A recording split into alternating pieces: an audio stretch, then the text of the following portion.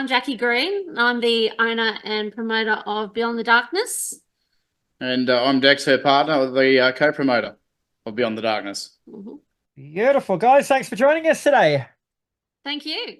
My absolute pleasure. So Beyond the Darkness returns to the back room in Annerley on September 14th for a bumper night of music featuring Engraved, Sentiment, Void Matter, Crave, In Effigy, and heaps more bands, mate. Like, September might still be 5 or so months away, but the way this year's been going, it's going to go by pretty quick.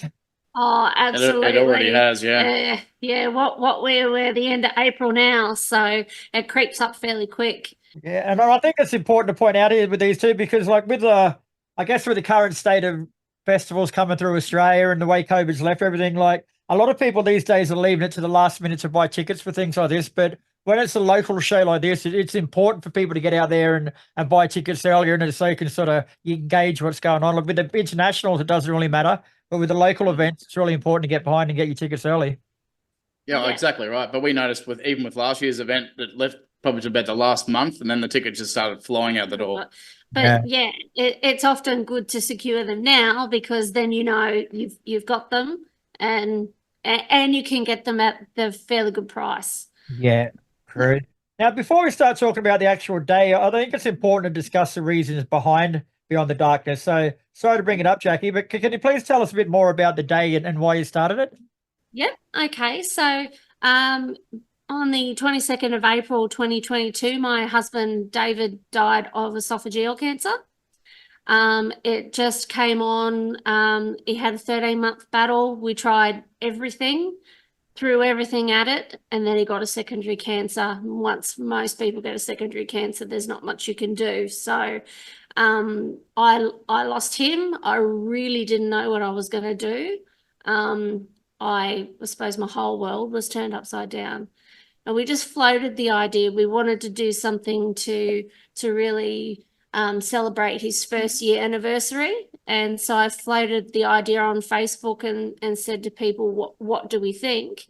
And Brian said, let's put on a show. And so it was born from there. All right, very, very cool. Yeah. As much as events like this are great for raising money for charities such as the GI Cancer Institute, it's just important that they raise awareness as well, because no matter how bulletproof we think we might be, like the things like cancer, like they don't discriminate. No, they don't. No. They don't matter who you are, what age you are. David was only 47. So I think part of that, the awareness is people in our sort of age group, in that 40s to 50s age group, to not be complacent about things. If something is not right, go and get it checked out. Yeah, damn straight. Now, this will be the second Beyond the Darkness after a successful debut last year. So is it any easier to put together with the benefit of 12 months experience, or is it still a pain in the ass? As all the musicians know that I deal with, fucking musicians. That's all I can say, Kris. Doesn't get any easier, does it? Yeah. Like herding cats. You learn a lot of different things, different tricks of the trade, and you know how to deal with things differently. But it's always putting things together as, does this work with this? What are we going to do in terms of that band and that band? Do they mesh together? And finding, you like to put on originals bands. Yeah. You get a lot of people that come through who have their covers bands, and they're great, but it's always great to showcase that original talent. For sure, yeah. I think it's also important lately. Like, there's been a lot of backlash about a lot of festivals and a lot of promoters, like when things have gone pear-shaped when they put it on. But it's not an easy thing. Whether it's a smaller scale with pub bands to a major international event, like there's so much that goes on behind the scenes when you're trying to put a festival together, and all the support people can give you, it all helps, definitely. Oh, absolutely. And we thank you too, Kris, because getting it out there is important. Oh, you're welcome. That's what I'm here for. That's not easy. We learnt that last year. It was not easy. Well, we're all here for to help each other out, isn't it? So when you're putting together the lineup, like what sort of criteria have you got when it comes to selecting bands? Like you mentioned, you've got the covers come in, but you've mentioned like they've got to sort of flow together, but it's not just a matter of just going, I like them, them, and them, and them, is it? Like it's sort of, there's a bit of a process involved. Exactly right. Because I mean, you can like 20 different bands, but they might not suit the show on the night. They might not gel together. and they don't flow. So you got to try and choose the most, well, I suppose, current bands, those that are going to draw your crowd, ones that appear good on stage, have great stage presence and everything like that. Because we have seen some bands, well, I'm not mentioning names or nothing, but we're like, wow, really? You're wondering why you're not getting anywhere? How about you put some fucking effort in, and maybe someone might throw you onto a show, because there's some bands out there that just don't get it. No, I've seen some bands on festival lineups, and they don't do any promotion at all. They just get there on the day, and they bring 5 extra people, so be it. But in this day and age, it's all about everyone working together, and that comes from the bands on social media promoting it, people word of mouth talking about it. Like, it's sort of the music industry is coming back together again, I think, but it's still going to take a lot of sustained effort from everybody getting involved together to do it. Exactly, and there's no room for egos in this process either, because if you got an ego, I just won't deal with you, plain and simple. Yeah. And a few bands copped that email, went, that's it, no, I'm done with you. See you later. Things, it must sort of give you a lot of satisfaction as well to see bands like Engraved, who sort of played at an earlier slot last year, and this year they've improved that much that you've offered them one of the headline positions. So things like that got to give you a bit of personal satisfaction that you're helping nurture that sort of scene as well. Exactly. And we followed them a few times. We saw a couple of their shows in Brisbane. We drove down to the Gold Coast.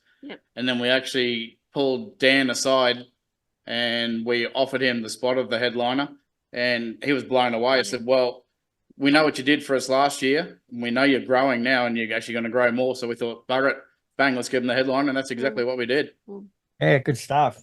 And is it like you've got, how many bands is there? So 8, 10 bands over the day? 10 bands, yeah. 10 bands. So are you putting them all on the one big stage at the back room, or are you going to have the two? Everything's on the main stage, yep. I was so hoping you were going to say that. That's how we ran with the 7 last year. And there was a 15-minute changeover. 15-minute changeovers worked beautifully.